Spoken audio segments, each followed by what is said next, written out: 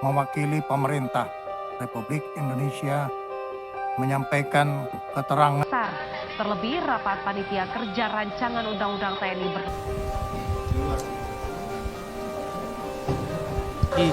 generasi muda, karena bisa jadi itu nanti akan diisi oleh orang-orang dari militer. Perekonomian Indonesia mengalami goncangan akibat adanya krisis finansial Asia sepanjang 1900. Bahasan rancangan Undang-Undang Republik Indonesia tentang perubahan atas Undang-Undang Nomor 34 Tahun 2004 tentang Tentara Nasional Indonesia.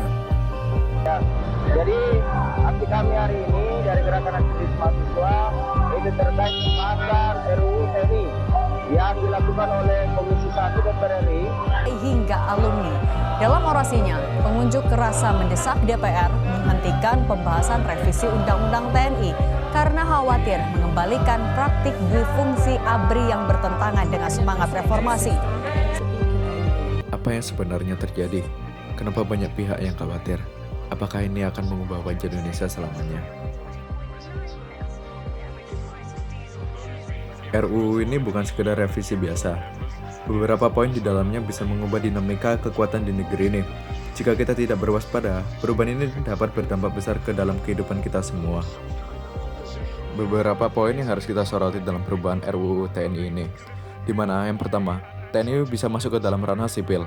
Dalam RUU ini, prajurit aktif bisa menduduki posisi lembaga sipil, di mana militer dan sipil sebelumnya terpisah, kini bisa melebur, yang berarti stabilitas atau sesuatu yang lebih menakutkan.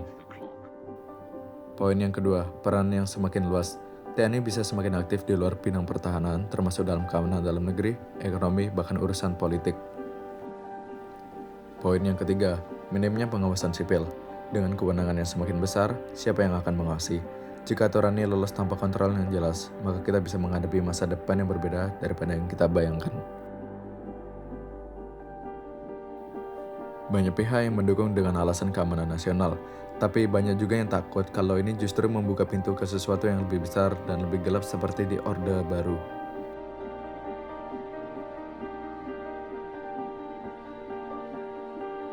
Beberapa kasus penting terkait militer yang bergabung dalam politik selama Orde Baru. Yang pertama, penciptaan dual function atau dwi fungsi ABRI. Militer Indonesia atau ABRI diberi peran ganda, yakni sebagai penjaga keamanan dan juga sebagai bagian dari struktur politik negara. Militer menduduki sebagai jabatan penting dalam pemerintahan, mulai dari menteri hingga anggota DPR dan MPR.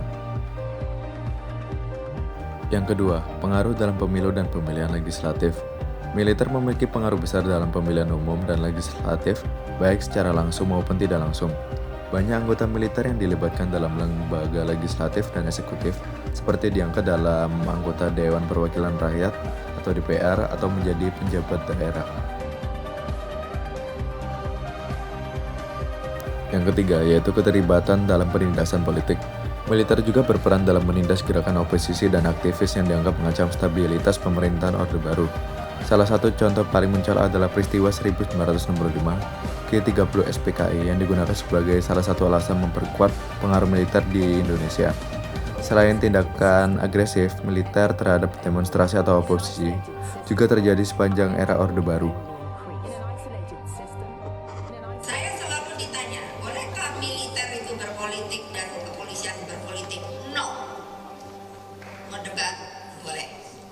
Padahal angkatan perang tidak boleh ikut-ikut politik. Tidak boleh diombang-ambingkan oleh sesuatu politik.